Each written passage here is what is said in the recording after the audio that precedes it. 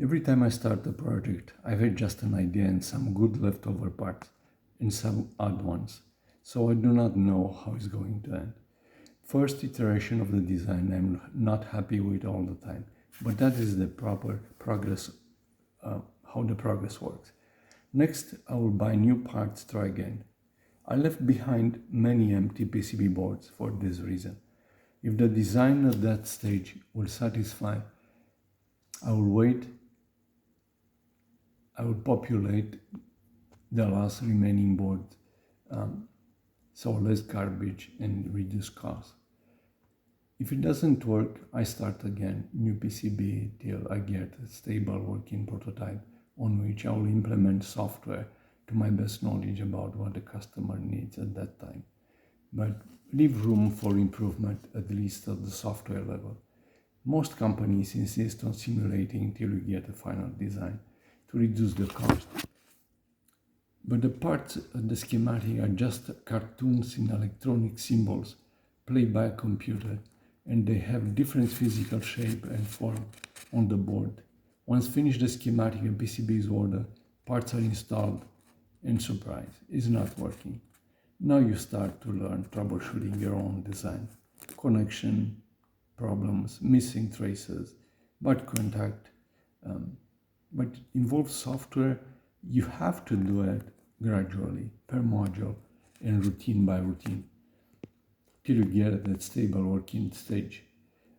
There is a software that it does schematic PCB layout and simulation, but to get a final working prototype is a long way, even if you have those tools. They do not work by themselves. Many times I order the parts before I finish the PCB, just to make sure they fit on the board and match the footprint. With the finished board, I can do a better temperature evaluation than using the simulator. Nobody there is an electronics engineer, a PCB designer, and a mechanic. I just use the mechanic for boxes and hardware mounting. I do the schematic like a hardware guy, and I like to link them like a software developer and present them into a web page format as interactive as possible for easy and fast access. Many times I'll build a self-diagnostic with alphanumeric display to make it simpler to troubleshoot and easier to interact with the customer.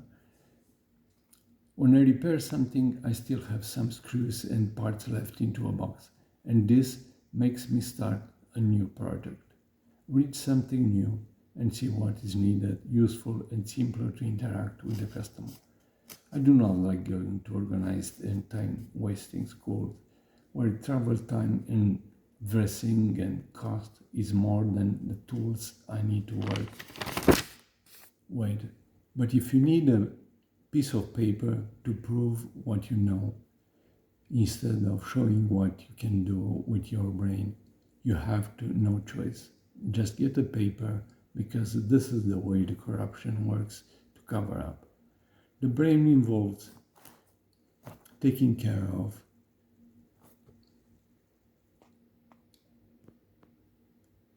and you have the gift, you have to cultivate it.